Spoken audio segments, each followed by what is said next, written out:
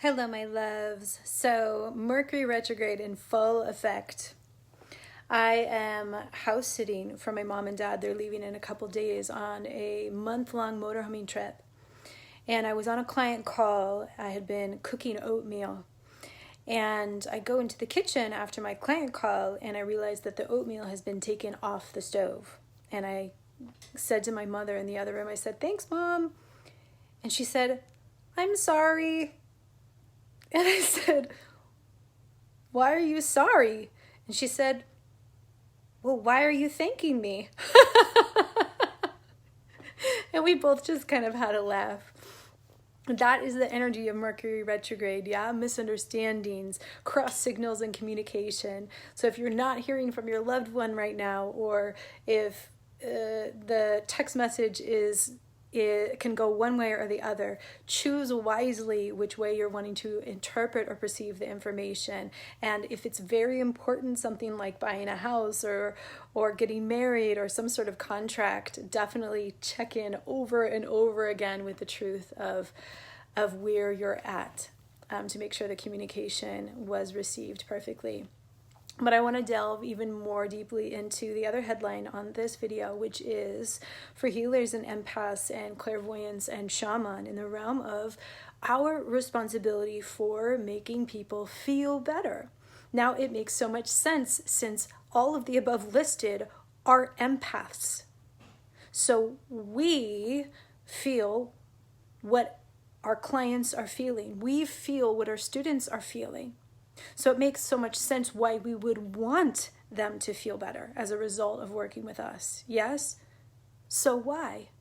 So we can feel better. And Spirit called me out today. I did the group channeling this morning, the angel dialogues, every third Sunday of the month.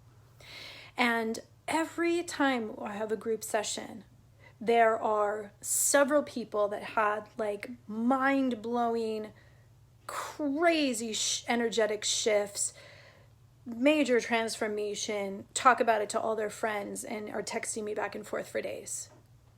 And almost every session, there's someone that was like, "Meh, it's not for me. It didn't really hit my button." And so I realized today that I have this attachment to people feeling better as a result of the work that we do. And granted, I know that along the length of multiple spread out sessions and intensive work, that they do feel better. But for me to have the expectation of myself, and for you to have that expectation of yourself, that every single session, especially if you're clairvoyant or shamanic, doing channeling and mediumship work, when your job is to break the truth, right? Your job is to bring the truth from source, end point, right? So every other aspect of your job is out of your control. How the information is received, whether the truth of the situation is being resisted by the sitter, by your client, by your student. And it feels shitty.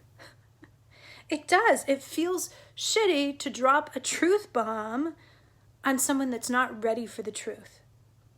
That's resisting accepting that as their truth. Even in the overall knowing that that doesn't have to be their truth.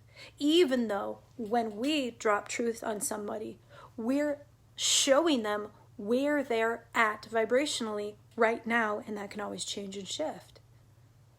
But it's time to stop taking on responsibility of other people feeling better as a result of the work that you do. Yes, of course, it happens often, but Spirit is telling me, hang in here with me because this is important.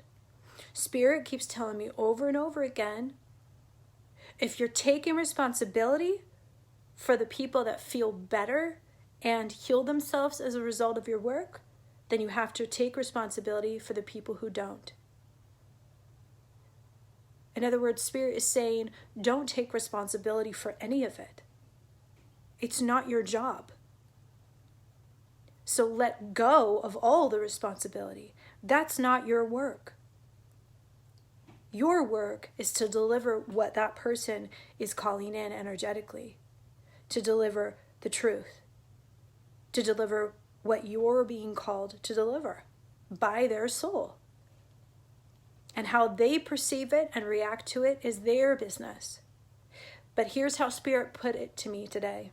Spirit said to me, is it more important to you that your client feels significantly emotionally better after the session, or more important for your client to receive exactly what they're calling in?